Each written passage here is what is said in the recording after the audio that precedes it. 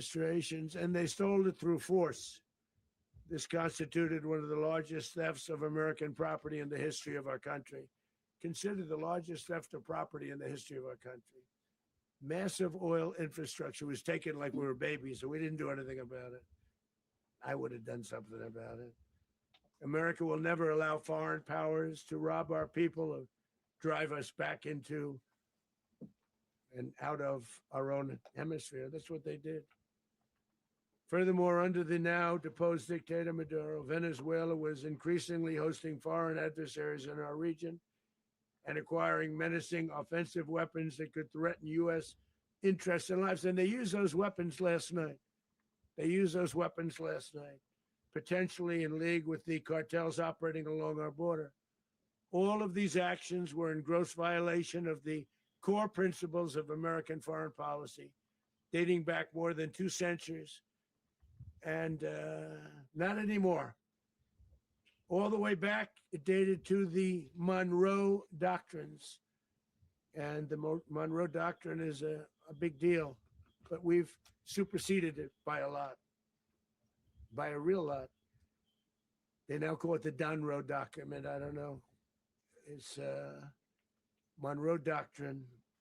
We sort of forgot about it. It was very important, but we forgot about it. We don't forget about it anymore. Under our new national security strategy, American dominance in the Western Hemisphere will never be questioned again. Won't happen. So just in concluding, for decades, other administrations have neglected or even contributed to these growing security threats in the Western Hemisphere. Under the Trump administration, we are reasserting American power in a very powerful way in our home region. And our home region is very different than it was just a short while ago. The future will be, and we did this in my first term. We had great dominance in my first term, and we have far greater dominance right now. Everyone's coming back to us. The future will be determined by the ability to protect commerce and territory and resources that are core to national security. These are core to our national security. Just like tariffs are, they've made our country rich, and they've made our national security stronger than ever before. But these are the iron laws that have always determined global power. And we're going to keep it that way. We will secure our borders. We will stop the terrorists. We will crash the cartels, and we will defend our citizens against all threats, foreign and domestic. Other presidents may have lacked the courage or whatever to defend America, but I will never allow terrorists and criminals to operate with impunity against the United States. This extremely successful operation should serve as warning to anyone who would threaten American sovereignty or endanger American lives. Very importantly, the embargo on all Venezuelan oil remains in full effect. The American Armada remains poised in position, and the United States retains all military options until United States demands have been fully met and fully satisfied. All political and military figures in Venezuela should understand what happened to Maduro can happen to them, and it will happen to them if they aren't just, fair, even to their people. The dictator and terrorist, Maduro, is finally gone in Venezuela. People are free. They're free again. It's been a long time for them, but they're free. America is a safer nation. This morning, it's a prouder nation this morning because it didn't allow this horrible person and this country that was doing very bad things to us. It didn't allow it to happen. And the Western Hemisphere is right now a much safer place to be. So I want to thank everybody for being here. I want to thank General Raisin Kane. He's a fantastic man. I've worked with a lot of generals. I worked with some I didn't like. I worked with some I didn't respect. I worked with some that just weren't good. But this guy is fantastic. I watched last night one of the most precise attacks on sovereignty. I mean, it was an attack for justice. And I'm very proud of him. And I'm very proud of our Secretary of War, Pete Hegseth, who I'm going to ask to say a few words. Thank you very much. Mr. President, can you explain how the U.S. will run Venezuela?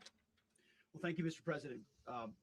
Finally, a commander-in-chief the world respects and the American people deserve.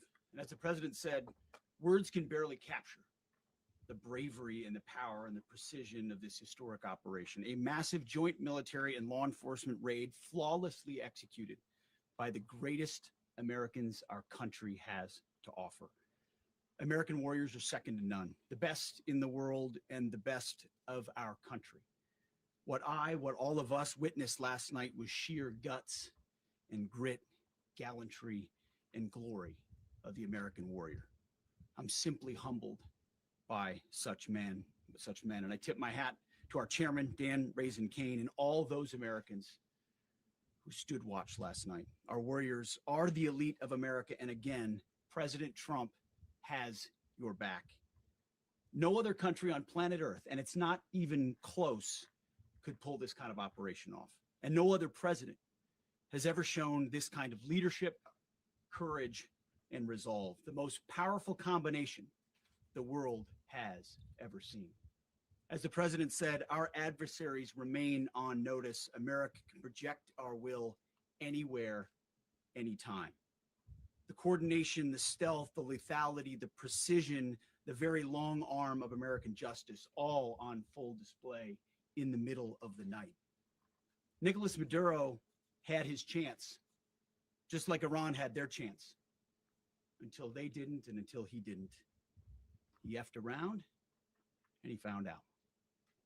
President Trump is deadly serious about stopping the flow of gangs and violence to our country, deadly serious about stopping the flow of drugs and poison to our people, deadly serious about getting back the oil that was stolen from us, and deadly serious about reestablishing American deterrence and dominance in the Western Hemisphere. This is about the safety, security, freedom, and prosperity of the American people. This is America first. This is peace through strength.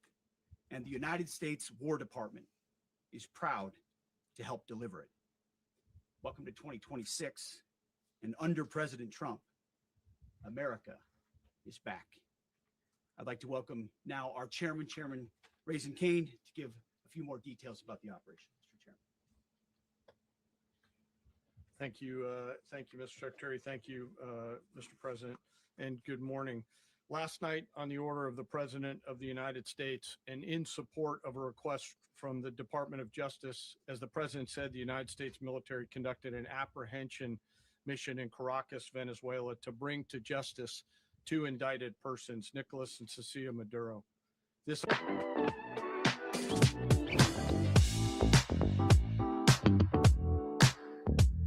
ICE and conducted during the darkest hours of January 2nd and was the culmination of months of planning and rehearsal, an operation that frankly only the United States military could undertake.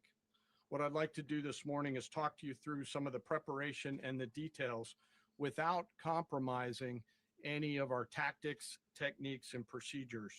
There is always a chance that we'll be tasked to do this type of mission again. Our interagency work began months ago and built on decades of experience of integrating complex air, ground, space, and maritime operations.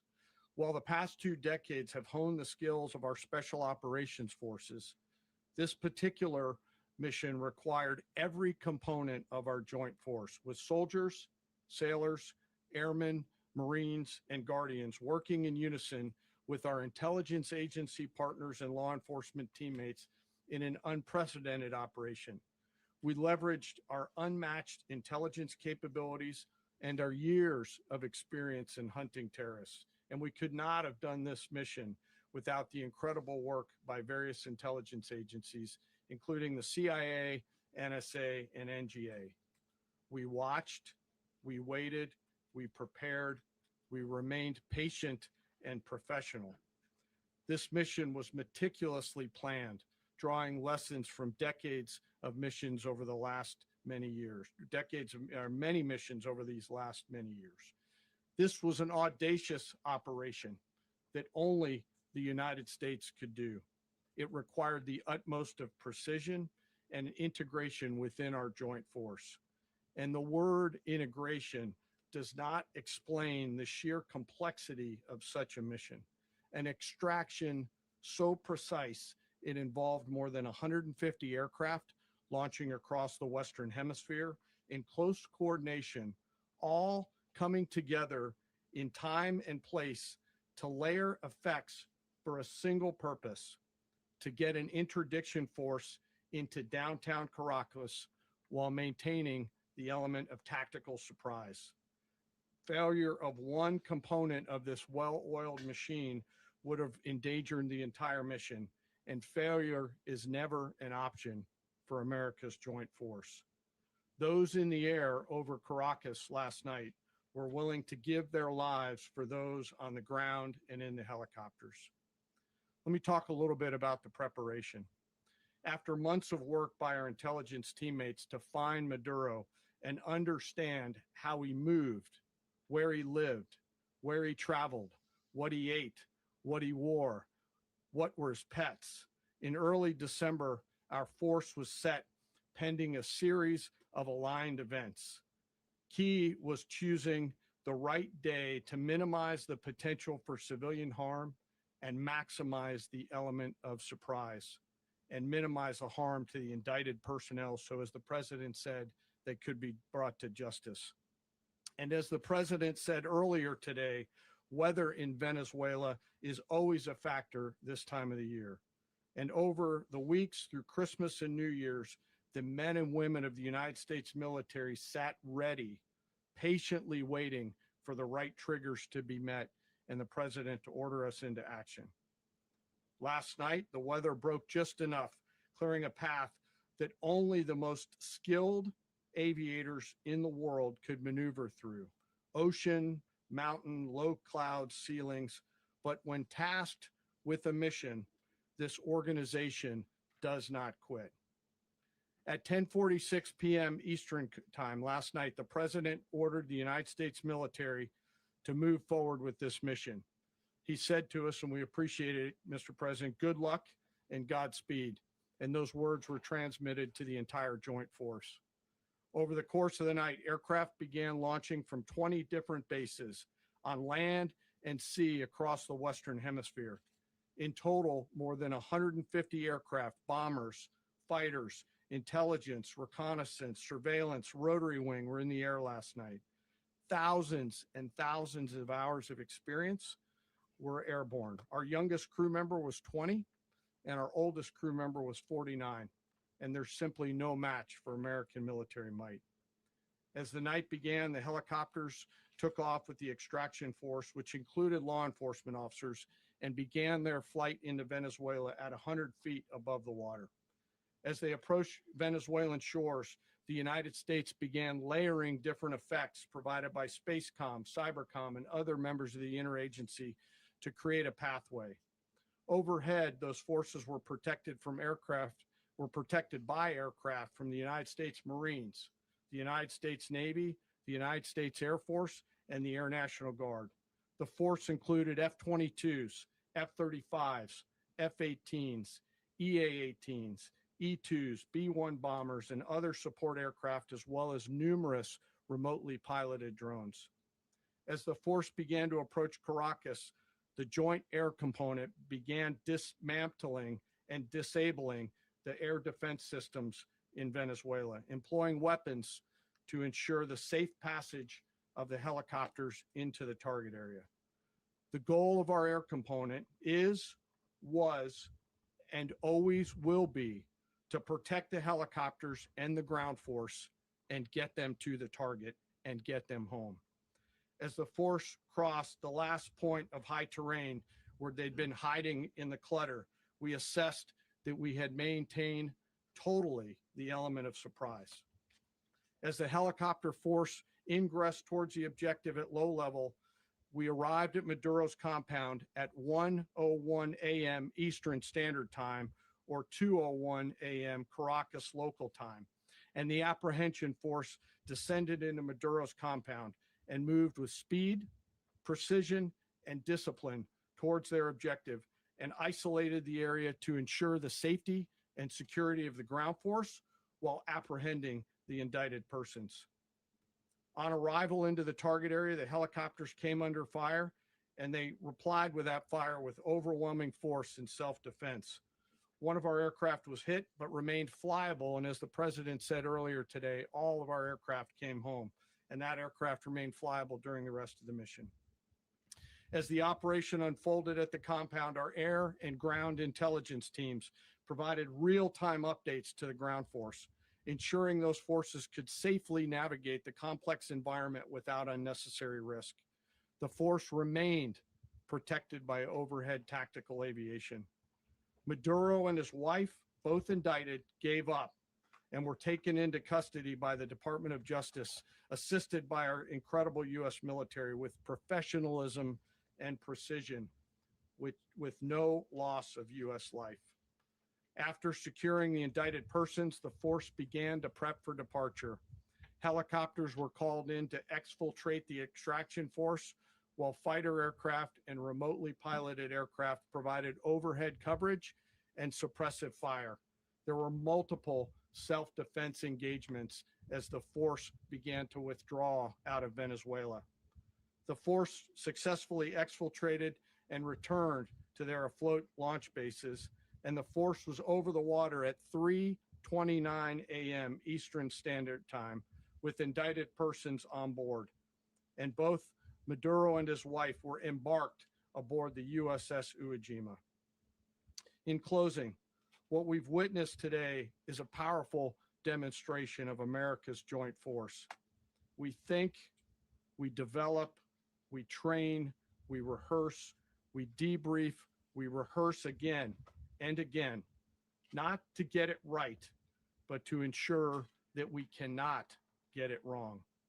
Our jobs are to integrate combat power so when the order comes, we can deliver overwhelming force at the time and the place of our choosing against any foe anywhere in the world. I am immensely proud today of our joint force and filled with gratitude to represent them here today. There is simply no mission too difficult for these incredible professionals and the families that stand by them and support them. As we stand here this morning, our forces remain in the region at a high state of readiness, prepared to project power, defend themselves, and our interests in the region. This operation is a testament to the dedication and unwavering commitment to justice and our resolve to hold accountable those who threaten peace and stability. In closing, I want to express my heartfelt gratitude to the brave men and women who executed this mission. Their courage and tireless commitment to our nation are what makes us strong. Thank you, Mr. Secretary, and thank you, Mr. President. Well, I don't have much to add to what you've heard now, other than the following points. Nicolas Maduro was indicted in 2020 in the United States. He is not the legitimate president of Venezuela. That's not just us saying it. The first Trump administration, the Biden administration, the second Trump administration, none of those three recognized him. He's not recognized by the European Union and multiple countries around the world. He is a fugitive of American justice with a $50 million reward, which I guess we say $50 million. And We should make sure. yeah, exactly. But Don't let anybody claim it. Nobody deserves it but us. But I want to be clear about one thing. Nicolas Maduro had multiple opportunities to avoid this. He was provided multiple very, very, very generous offers and chose instead to act like a wild man, chose instead to play around. And the result is what we saw tonight. The other message here is the following. You have a guy, like many people around the world, they like to play games. You have a guy who decides he's going to invite Iran into his country, is going to, do the confiscation of American oil companies, is going to flood our country with gang members, is going to take Americans prisoner and try to hold them for hostage and trade them like he was able to do with the Biden administration. Basically likes to play games all this time and thinks nothing's going to happen. And I hope what people now understand is we have a president. The 47th president of the United States is not a game player.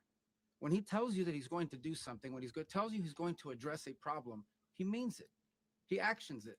I can tell you, I've watched this process now for 14, 15 years, been around it. Everybody talks. I'm going to do this. I'm going to do that. When I get there, we're going to do this. We're going to take. This is a president of action. Like, I don't understand yet how they haven't figured this out. And now, if you don't know, now you know, because this is the way it's going to play out. And I think people need to understand that this is not a president that just talks and does letters and press conferences. And, you know, if he says he's serious about something, he means it. And this is something that was a direct threat to the national interest of the United States, and the president addressed it. There's a president of peace, by the way. I told you what I just said earlier. This guy had multiple opportunities to find his way somewhere else and figure out another. He could have been living somewhere else right now, very happy, but instead he wanted to play big boy. And so now, you know, he's got other sets of problems on his hands. And but I think that the message here should be for the world. Look, the president doesn't go out looking for people to pick fights with. He's not generally wants to get along with everybody. We'll talk and meet with anybody, but don't play games. Don't play games with this president's in office, because it's not going to turn out well. And so I hope that, I guess that lesson was learned last night, and we hope it'll be instructive moving forward. Is that a message for Cuba? Mr. President.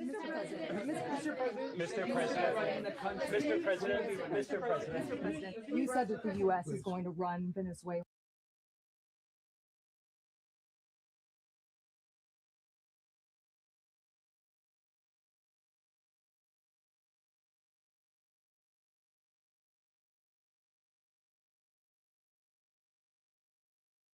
So who's in power right now? Well, we're going to be running it with a group, and we're going to make sure it's run properly. We're going to rebuild the oil infrastructure, which will cost billions of dollars. It'll be paid for by the oil companies directly. They will be reimbursed for what they're doing, but it's going to be paid. And we're going to get the oil flowing the way it should be. As you know, it was just a minor flow. It was actually a minor flow for what they have. But we're going to run it properly, and we're going to make sure the people of Venezuela are taken care of. We're going to make sure the people that were forced out of Venezuela by this thug are also taken care of. Mr. President. Does the U.S. running the country mean that U.S. troops will be on the ground? How will that work?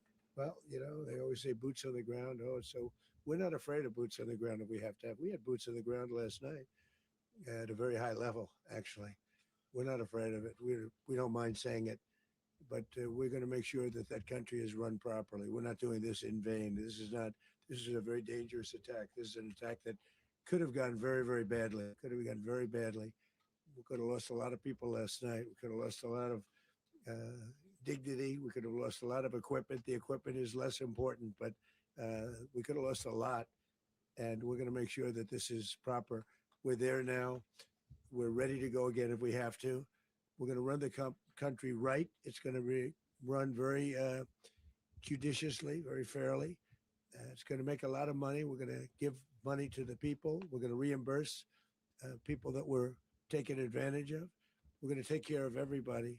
It's very important. We couldn't let them get away with it. You know, they stole our oil. We built that whole industry there, and they just took it over like we were nothing. And we had a president that decided not to do anything about it.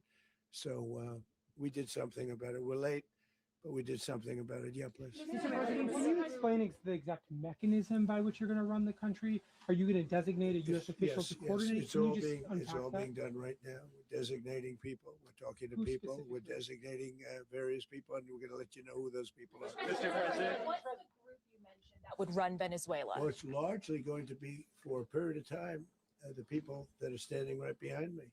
We're going to be running it. We're going to be bringing it back. It's a dead, you know, I talk about a dead country. A year and a half ago, we were a dead country. Now we're the hottest country anywhere in the world. We're a country doing better than any country anywhere in the world.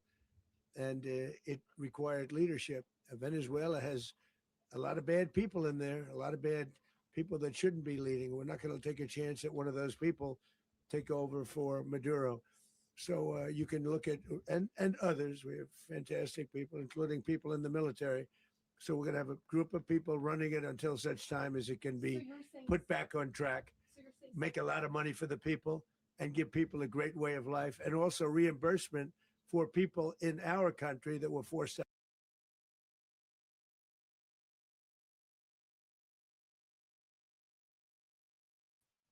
You mega dick riders don't see this for what it is. Some regime change bullshit. If they really enrich the people of Venezuela, that'd be different, dude. But we're here to fucking do a regime change, and we're going to take their fucking oil, and we're going to take the shit that belongs to Venezuela. We've been doing this for fucking 100 years. This shit's been going on for quite a while. We if a country has some shit that we like, we fucking take it. Period. That's just what we do. It's a fucking oil grab.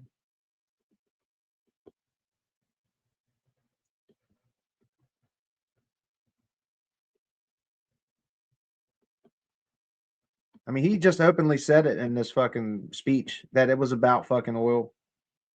They ripped us off a long time ago, and here we are. If this was actually good for the people in Venezuela, I'm all for it if it was about liberation, but I don't believe that for a second. We'll see how this plays out, and we know for a fact our government's not going to let this country have their fucking wealth. This country deserves to have their wealth, and we need to stay the fuck out of it. Period. It's really simple. And the fact you guys would be supporting this like a fucking month or two ago, like you guys would not be wanting this type of shit. We need America first, not the world police here, y'all.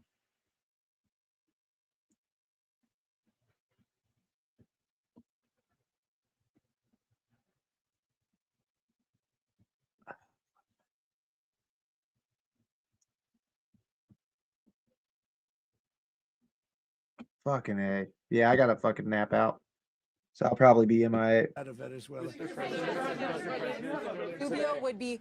You said earlier today that you weren't going to back Machado to come back and be the opposition leader in your Fox and Friends interview. And then you also mentioned the vice president of Venezuela. Are you going to work with the vice president of Venezuela, or how do you foresee the relationship Well, I going? understand she was just sworn in, but she was, as you know, picked by Maduro. So Marco's working on that directly. Just had a conversation with her, and she's essentially willing to do what we think is necessary to make Venezuela great again. Very simple. Mr. President, Colombian President Gustavo Petro, a couple weeks ago, he said he's got to watch his ass. And today, he said he's not concerned about anything happening to him in the aftermath of this operation. So, just what your message is Well, about he that? has cocaine mills. He has factories where he makes cocaine. And yeah, I think I stick by my first statement. He's making cocaine. They're sending it into the United States. So he does have to watch his ass. Mr. President, Mr. President, did you notify any members of Congress in advance? Marco, do you want to talk about that? Because you were involved. We call members of Congress meetings after. This was not the kind of mission that you can do congressional notification. Damn it, I don't think I put it back on the fucking screen. I didn't either. Sorry, guys. My bad. Watch and monitor that for a number of days. Whoops. So it's just simply not the kind of mission you can call people and say, hey, we may do this at some point in the next 15 days. But it's largely a law enforcement function. Remember, at the end of the day, at its core, this was an arrest of 2 indicted fugitives of American justice, and the Department of War supported the Department of Justice in that job. Now, there are broader policy implications here, but it's just not the kind of mission that you can pre-notify because it endangers the mission. Plus, if I can add one thing to that, Congress has a tendency to leak. This would not be good. If they leaked, General, I think it would have been maybe a very different result. But I have to say, they knew we were coming at some point, A lot of ships out there, they sort of knew we were coming. We were. But Congress will leak, and we don't want leakers. Mr. President, you were one of the only people to watch this all play out live. What was Maduro doing when the U.S. forces entered what I assume would be his home? And also, was there any point where the U.S. was considering if Maduro pushed back or resisted killing Maduro? It could have happened. It could have happened. He was trying to get into a safe place. You know what a safe place is, all steel. And he wasn't able to make it to the door because our guys were so fast. They went through the opposition so fast. And there was a lot of opposition. People were wondering, do we get him by surprise? Sort of surprised, but they were waiting for something. It was a lot of opposition. There was a lot of gunfire. You saw some of it today. But he was trying to get to a safe place, which wasn't safe because we would have had the door blown up in about 47 seconds, they say on average, regardless of how thick the steel was. It was a very thick door. It was a very heavy door, but he was unable to get to that door. He made it to the door. He was unable to close it. So where's Maduro going to be? Go ahead, finish. Where is Maduro going to be in the time being right now? Do you know his exact Well, whereabouts? eventually, ultimately, in the near future, he's going to be brought to New York. And where is he going to be held? Where is he going to be held in New York? Do you know? That's going to be up to the officials that do these things. Mr. President, the U.S. has something of a mixed track record of ousting dictators without necessarily a plan for what comes afterwards. Not with Did me, that though. weigh on your decision Well, that's why we making? had different presidents, but with me, that's not true. With me, we've had a perfect track record of winning. We win a lot, and we win. If you look at Soleimani, you look at al-Baghdadi, you look at the Midnight Hammer. Midnight Hammer was incredible. Right now, you wouldn't have peace in the Middle East. We have essentially peace in the Middle East because of that. If we weren't successful with Midnight Hammer, you wouldn't have peace in the Middle East. So, with me, you've had a lot of victory. You've had only victories. You've had no losses. Yeah. Mr. President, can you? How long do you expect the U.S. to run Venezuela, and how soon do you want the Venezuelan people to hold elections? So I'd like to do it quickly, but it takes a period of time. We're rebuilding. We have to rebuild their whole infrastructure. Does The that mean infrastructure is months, rotted. years? It's actually very dangerous. It's blow up territory. Oil is very dangerous. It's a very dangerous thing to take out of the ground. It can kill a lot of people. It has killed a lot of people doing just that. The infrastructure is old. It's rotted. Much of it is stuff that we put there 25 years ago, and we're going to be replacing it. And we're going to take a lot of money out so that we can take care of the country. Are you saying that Secretary Rubio and Mr. President, China, Russia, and Iran have interests in Venezuela. How does this operation affect your relationships with them when Well, it in comes to terms the of oil? China, Make it a habit. 7 minutes of Tai Chi every morning, all the way for 1. but in terms of other countries that want oil, we're in the oil business. We're going to sell it to them. We're not going to say we're not going to.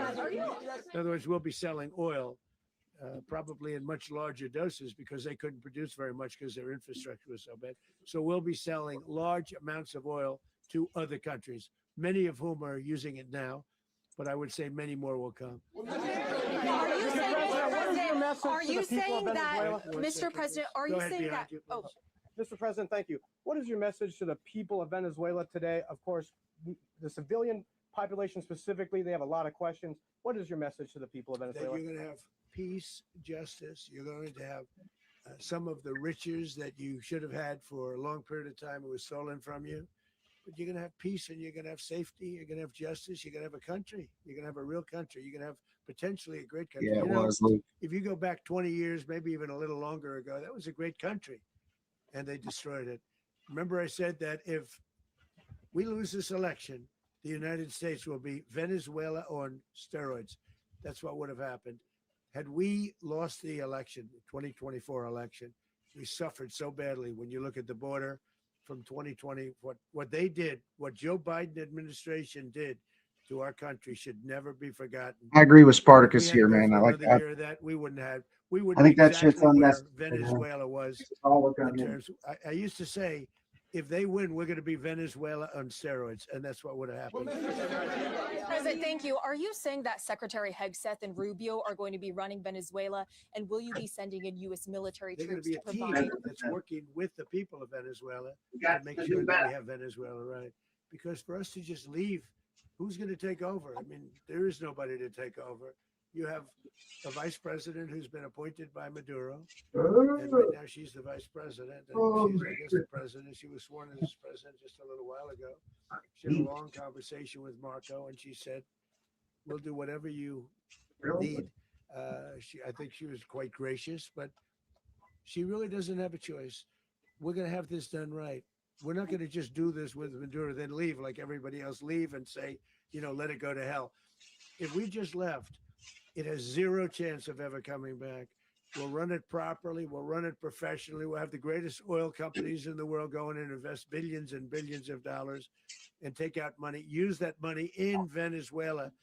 And the biggest beneficiary are going to be the people of Venezuela. And also, I can't stress this strongly enough, the people that got thrown out of Venezuela that are now in the United States, and frankly, some want to stay and some probably want to go back. Yeah. What is being done to protect Americans in the country, and were any of the detained Americans? Well, right now they're arrested very last night? protected because nobody's going to mess with us. They're very protected. The people of, and we let them know that you better not touch one of them. And are you concerned that bad elements of the Maduro regime will remain in place?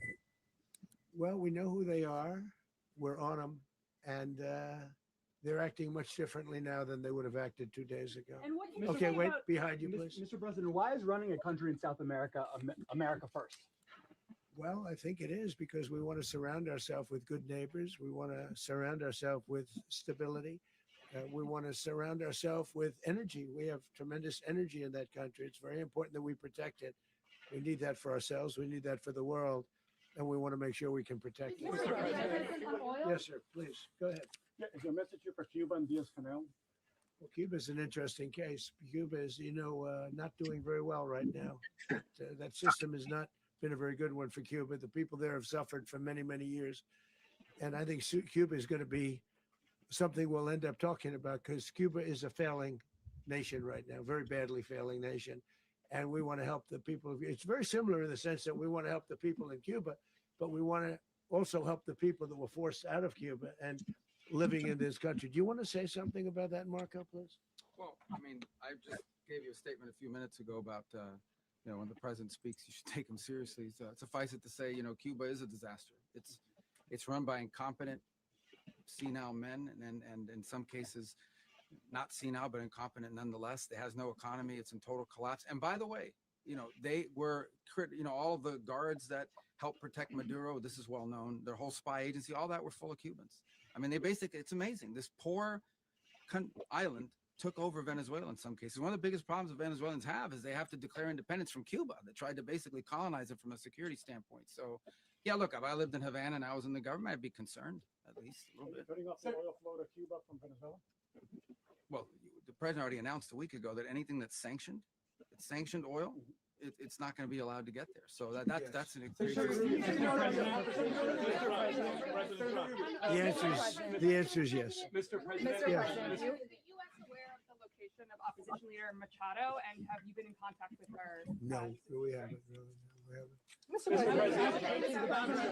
How many hesitations about Machado? Mr. President, on Monday. I think it'd be very tough for her to be the leader. She doesn't have the support within or the respect within the country. She's a very nice woman, but she doesn't have the respect. Mr. President, is it possible that the U.S. ends up administrating Venezuela for years? Well, it won't cost us anything because the money coming out of the ground is very substantial. So it's not going to cost us the U.S. anything. isn't going to dedicate We any will. money to Well, we want redevelopment. safety there. We want to be surrounded by countries that aren't housing all of our enemies all over the world. That's what was happening, and you don't want to have that. But we're going to be rebuilding, and we're not spending money. The oil companies are going to go in. They're going to spend money. We're going to take back the oil that, frankly, we should have taken back a long time ago. A lot of money is coming out of the ground. We're going to get reimbursed for all of that. We're going to get reimbursed for everything that we spend. So it's going to be a very important. This is a very big evening that took place last night. We have to be surrounded by safe, secure countries. And we also have to have energy, very important. We have to have energy that's real energy, not where they're getting 4% and 5% of the energy out of the ground. You take a look, it was such a disaster. So what's going to happen with Venezuela, I think, over the next period of a year is going to be a great thing. And the people of Venezuela will be the biggest beneficiaries. Mr. President, on Monday, U.S. military. Mr. President, thank you. What did you last speak to Maduro about when you spoke? And is the Well, I US don't at want to get war into with the Venezuela? conversations, but I did have conversations with him, and I said, you got to surrender. And I actually thought he was pretty close to doing so, but now he wished he did. Yeah. Mr. President, can you explain? You said that Maduro is responsible for drug trafficking. You recently pardoned the former president of Honduras who was convicted of many drug trafficking. Can you explain how these two situations are different? And would you ever pardon Maduro? I endorsed, as you know, the winning president, the man who won in Honduras. I endorsed the man who won in Chile. I endorsed the man who won in Argentina. And we are doing very well with that whole group. What the man that I pardoned was, if you could equate it to us, he was treated like the Biden administration treated a man named Trump. That didn't work out too well for them. This was a man who was persecuted very unfairly. He was the head of the country. He was persecuted very unfairly. And there are a number of them. And we felt that it was a very unfair situation that happened to him. He's also a party member of the man who won. So obviously the people liked what I did. And one of the reasons that was done is because of the fact that the party in power felt very strongly that that man was treated very badly. I studied it very quickly, and then I studied it in great detail. I went to a lot of the people standing behind me, and they felt that that man was persecuted and treated very badly. That's why I gave him a pardon. Mr. President, you referenced boots on the ground earlier. Can you just sort of button this up? Do you envision the U.S. military having a presence in Venezuela as the U.S. runs that Well, country? no, we're going to have a presence in Venezuela as it pertains to oil, because we have to have, we're sending our expertise in. So you may need something, not very much. But no, we're going to be taking out a tremendous amount of. Make it a habit, a 10-minute God AI damn it. routine Fuck, every man. morning. You'll be unrecognizable by Christmas. They just throw them right outside of up on the Venezuela fucking that side of just the damn entered speech. Venezuela. And it goes also to the United States of America in the form of reimbursement for the damages caused us by that country. So I want to thank you all very much. Thank you. Do you have one? Yes, please. You were so nice before. I'm going to give you the final question. Go Thank ahead. you, Mr. Unless it's a President. bad question, in It's which about case I'll Putin. go one word. It's about who? It's about Putin. If you want About Putin. Well, Okay. that's always nice. You had a to talk phone. about Putin. You had a phone call with him Yeah. on Monday. Did he talk at all about Maduro? Did This y'all sure talk reminds about me of this? Iraq And all never over spoke about again. Maduro. Are you mad at him right now? I mean, there's this I'm not intelligence. thrilled with Putin. I'm not thrilled with Putin. He's killing too many people. There was that I intelligence. thought that would be Yeah. so. I settled 8 and Offer 1/4 war. You know what the 1/4 was? Thailand and Cambodia. I did it again.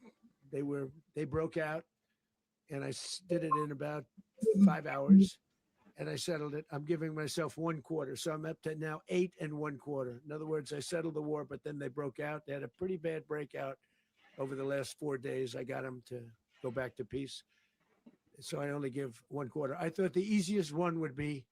One of the easier ones would be Russia, Ukraine. It's not. And they both have done some pretty bad things. And look, that's Biden's We're war. troops That's not my just there war. to I liberate the want to stop people, the y'all. violence. Did you see where Not last there for month, our fucking own 30,000, pocketbook. this last, it was 27,000 the month before. 30,000, mostly soldiers, were killed this last month. 30,000. I want to stop that. You know, I got NATO to pay 5% instead of the 2% that they weren't paying. They weren't paying 2, now they pay 5. And we send them a lot of munitions. We send them a lot of things, missiles and various other things, a lot. And they pay. The United States is not losing money. We're probably making money on that. It's the last thing I care about. I just want to stop all those people. We're losing 25, 30,000 human beings that come from 2 places that are very far away. But if I can stop, Be here next week, something Ryan. I've been pretty good at doing. Those checks deals, are I coming, guess. y'all. It's all a deal. They're totally Life coming. is a big deal. But if I can stop that war and stop 30,000 young people, in addition to the fact that people are being killed in Kiev, people are being killed in other cities, you know, a much smaller number, but they're being killed, viciously killed. So I'm not happy about it. I thought that would be something that would get solved. We have Mr. Witkoff here. I think that we're making progress, but that's a war that should have never happened. If I were president, it would have never happened. Putin says it. Everybody says it. If I were president, that would have never happened. But I inherited that war. That was Joe Biden, Zelensky, and Putin. I came into the situation, and it's a mess. And I will say this. I watched an operation last night that was so precise, that was so brilliant. I mean, it was incredible. If we had our people, like this general and our people involved, that war would not have gone on very long. I've totally solved this war. That war, to Totally use here an for old the term, war. that war has become a bloodbath. And we want it to get stopped. Thank you very much. Are you concerned a rogue Venezuelan general take over the country? Can you talk about your conversation with the vice president?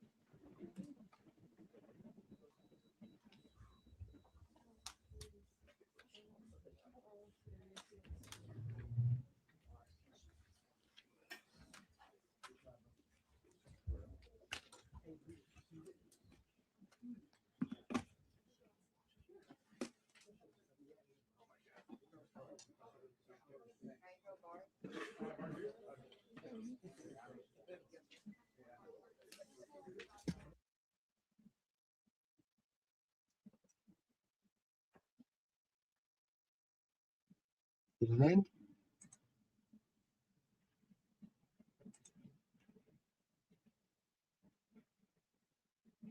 Oh, good God.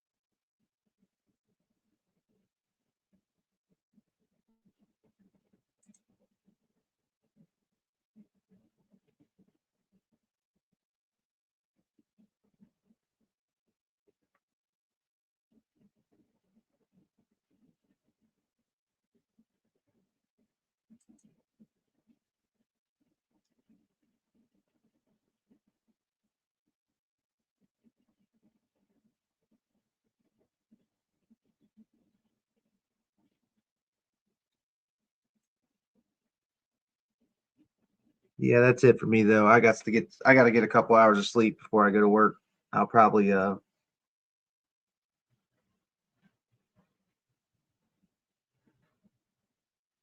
got to get a couple hours before I go to sleep, before I go to work.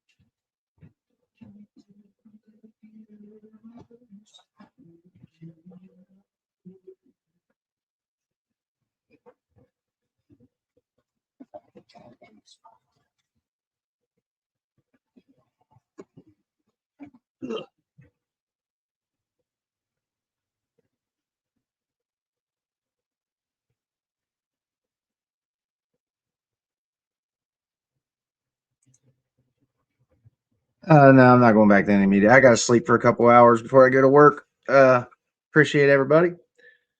Fuck Donald Trump. I see exactly through this bullshit. Everybody should. If this was about helping the Venezuelan people, I'd be all for it. But we're about to just steal their fucking wealth, is what we're doing. So, and once again, you guys are obsessed with fucking trans and puberty blockers and fucking just. God damn it, you fucking weirdos.